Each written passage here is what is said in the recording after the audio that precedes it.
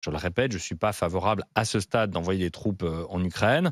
En revanche, il se trompe d'arsenal juridique.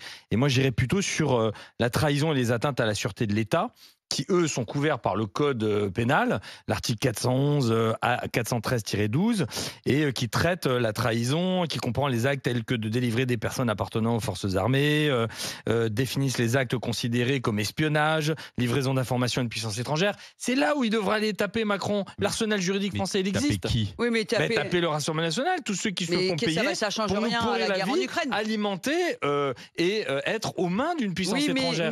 non, mais En période de guerre, ça existe, l'arsenal juridique, ça s'appelle la trahison. Et moi, je considère aujourd'hui que tous ceux qui se font payer, et on le voit sur les réseaux sociaux, je ne vais pas citer tous les noms. Parce que la Russie, il y a le Qatar, non, mais, enfin bon... D'accord, mais en l'espèce, le sujet là, c'est la Russie. Oui, mais on sauf peut que parler c'est d'autres, indépendant C'est pas ça qui arrête Kiev, c'est pas ça qui arrête Poutine et qui arrête la guerre. Non, mais c'est aussi la guerre, c'est pas simplement une guerre d'armée. On le sait, ce n'est pas qu'une guerre militaire, c'est une guerre économique, c'est une guerre d'opinion. Et aujourd'hui, Vladimir Poutine, on le voit bien avec le nombre de députés Rassemblement National qu'il y a. On le voit bien avec le nombre de députés. On le voit bien avec les indicateurs des Européennes. Tous les députés Rassemblement National, c'est des gens qui sont payés.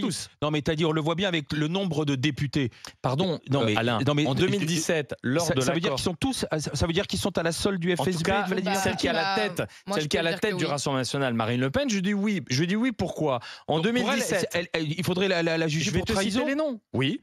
Oui, je le pense. C'est n'importe quoi. Alors l'ambassadeur hier a dit... Pour ça, il faut étayer. Que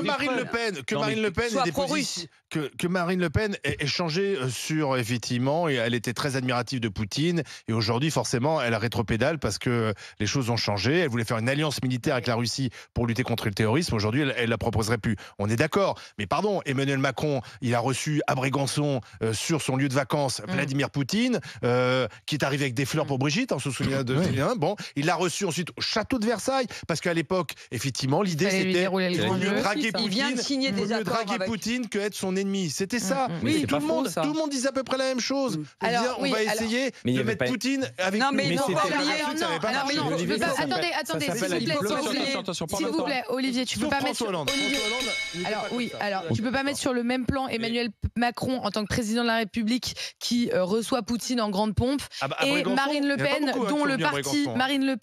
dont le parti en 2014 obtenait des prêts dans des banques russes, dont des cadres comme Jean-Luc Schaffhauser. Non mais Stéphane, il faudrait la juger pour trahison. Est-ce que j'ai mis sur le même plan? Est-ce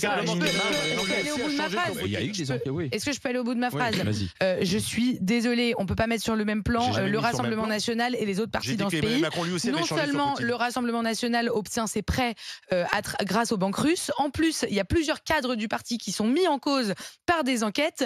Et enfin et surtout, il y a aujourd'hui dans le monde la création d'une internationale populiste, puisqu'il y a une convergence des intérêts de tous les partis populistes du monde entier. C'est très bien documenté par un essayiste qui s'appelle Giuliano D'Ampoli, je vous recommande ses livres, qui vous raconte la fabrique 1 à la désinformation, avec des fermes à trolls qui permettent d'envoyer des fake news et de raconter n'importe quoi sur les réseaux sociaux. J'aimerais savoir ce que nos démocraties occidentales font pour riposter à ces fake news. Ensuite, c'est des formations. Attendez, c'est des formations que les partis font entre les partis d'Europe. Marine Le Pen, elle a des positions de centre droit quand elle parle en France, mais vous inquiétez pas que vous allez l'écouter quand elle va en Italie, quand elle va en Allemagne, quand elle va en Suède, quand elle va en Europe, voir les autres partis de l'international populiste. Là, elle redevient elle-même, à savoir une personne à l'extrême droite de l'extrême droite. Et donc, tout ça est en train de faire il faut vraiment pas se tromper sur la coopération internationale. Je voudrais qu'on passe au 32-16. Monter contre nous. Écoutez Nicole, je te donne la parole, Zora. Nicole, bonjour. Oui, bonjour. Alors, est-ce que vous pensez qu'on doit être dans un scénario où rien ne doit être exclu, comme le dit le chef de l'État? Non, moi je pense que en fait, je suis pas pro RN, attention, mais je vais reprendre des mots qui ont été posés hier. Pour moi, Macron, c'est un pompier pyromane. Voilà, il est en train d'envoyer des punchlines en disant que il faut envoyer des troupes pour aider l'Ukraine. On leur envoie de l'argent, on va leur envoyer des troupes. On veut quoi? Rentrer dans une troisième guerre mondiale, comme dit l'ambassadeur de Russie? Mais c'est absolument irresponsable de parler comme ça. Qu'est-ce qu'on croit? Que Poutine, ça va l'arrêter parce que Macron a décidé d'envoyer des troupes? Mais on est petit par rapport à lui. on risque gros. C'est ça que moi je vois. Mais Nicole, le seul problème d'abord, c'est que c'est pas la voix de l'Europe, donc ça pose vraiment un problème. Oui, mais et la deuxième chose, c'est qu'il y a deux problèmes totalement distincts, mais qui s'alimentent. La guerre en Ukraine, c'est une chose, et le fait qu'il y ait de l'ingérence par le Rassemblement national, en particulier en France, c'est aussi l'instrumentalisation de cette guerre. Mais ce sont deux choses distinctes. Le fait de dissuader, d'abord, il faut avoir les moyens de dissuader, et je pense que Emmanuel Macron a essayé justement de montrer un peu les muscles en faisant cette déclaration, mais qui finalement fait pchit, ou alors elle se retourne contre nous. Mais on pourra... En tout cas, elle se retourne contre lui, parce que moi, je suis quand même frappé qu'il y ait une unanimité contre lui. Mais même les militaires interrogés estiment que ce qu'il a raconté, c'est n'importe quoi. Même si, effectivement, que si un jour on envoyait des troupes, ça serait forcément les troupes françaises. Mais sauf que personne ne répond à la question. Et l'armée française. Mais sauf que personne ne répond à la question, c'est que si Poutine arrive vraiment à annexer l'Ukraine, voilà. C'est quoi l'étape d'après en fait? Voilà, c'est-à-dire que si tu fermes les yeux en 2024 sur l'annexion d'une grande nation, c'est quoi l'étape d'après en fait? À un moment, tu peux pas. Moi, je suis désolé, on est en 2024. On a des livres d'histoire. On a vu ce qui s'est passé avec des pays qui ont été annexés.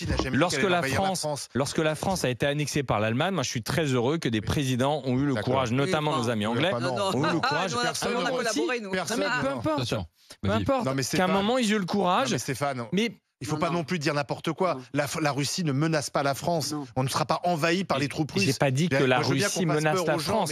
Je dis juste que nous avons bénéficié, lorsque la France a été envahie, que de puissances hors ceux qui nous envahissaient se sont parés du sujet et sont venus à notre aide. Tout le monde moi, est d'accord je pense que c'est normal. Alors on fait quoi? Alors pour arrêter Poutine, on fait quoi? Moi j'aime bien les va-t-en-guerre. En plus d'ailleurs, Emmanuel Macron, je suis étonné parce que j'ai remarqué d'ailleurs, c'est souvent ceux qui n'ont jamais fait la guerre, qui n'ont même pas fait le service militaire. C'est le problème de la pureté militante avec la guerre aussi. Qui a un côté va-t-en-guerre. Si t'as jamais labouré un sol, t'as pas le droit de parler d'agriculture. Non, mais il y a un côté. Si tu manges de la viande, t'as pas le droit d'être écolo. Si t'as jamais été militaire, t'as pas le droit de parler de. C'est ce côté va-t-en-guerre. Merci à Nicole d'avoir été avec nous. Envoie des troupes en Ukraine, pas exclu, a dit le président de la République. Est-ce qu'il a raison, oui ou non? On va regarder votre sentiment. C'est un non majoritaire à plus de 88%. Voilà pour votre état d'esprit. Allez, dans un instant, on s'en fout pas. La sécurité des Jeux Olympiques à Paris, 2 clés USB contenant des informations qui ont été volées dans le train. La RATP qui ne s'arrêtera plus en cas de malaise voyageur.